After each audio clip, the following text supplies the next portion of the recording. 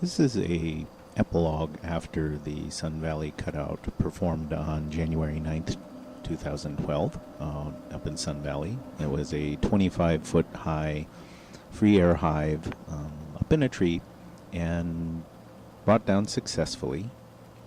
Now, after such feral rescues, it's fairly typical that you'll end up with honeycomb that cannot be framed and shouldn't be framed in circumstances where you have a lot of local feral robbing colonies that would access the hive. So in processing the feral honey, typically we end up with a lot of dead bees because bees will tend to stick to the honeycomb as it's being put aside in the honey buckets. Well, in an experiment, this particular situation, we decided to try rescuing those. And the technique I used was basically to put a few disposable chopsticks on top of the remaining comb so that the ones that could climb out on their own did climb out. And they would basically sit on the cutting board that you see in the background.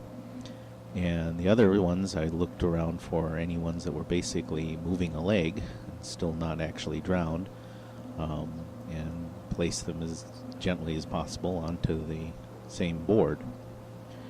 And what you're seeing is, after placing this board in a sunny location on the back porch, which is reasonably close to where the colonies have been relocated, the local colonies actually sent out additional worker bees to what appears to be clean these rather sticky bees.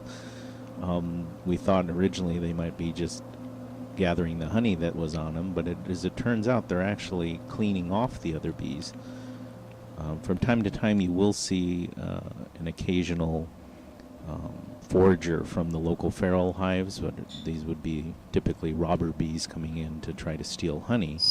And you could tell the difference by how they'll start attacking one of the bees, and the bees will kind of fight back. And you'll see them wrestle a bit.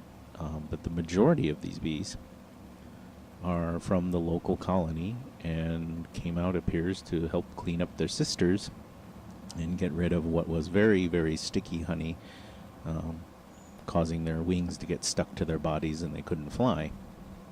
Over the course of the next 2 hours, gradually they continued dispersing, and by the end of the 2 hours, towards the end of this video, you'll see that actually we ended up with only one or two that actually couldn't make it. They were drowned.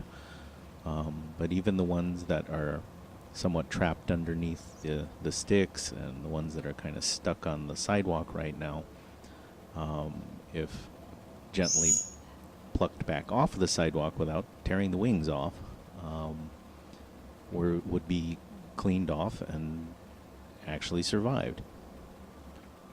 So there in front of you see a little bit of scuffling going on between a robber bee that's coming in investigating and being driven off by the local colony workers.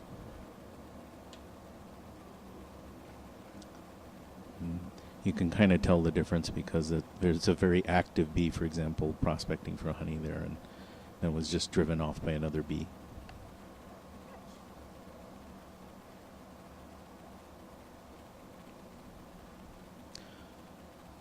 This is an interesting observation because typically we thought that the mortality rate on the honey bucket bees was pretty much 99%. They always seem like they're completely covered and totally drowned in honey. And overnight, while this bucket was sitting in the garage waiting processing, they got very cold and a lot of them didn't seem to move very much. But as the temperature started warming up again, it's been about 45 to 50 degrees at night out here, about 70 degrees in the daytime.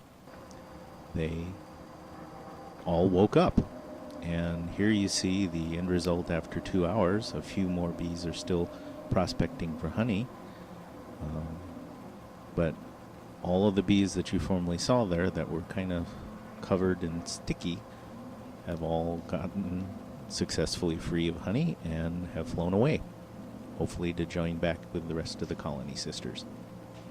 So this concludes a very interesting epitaph to what has turned out to be a very discovery-filled cutout related to a feral hive relocation.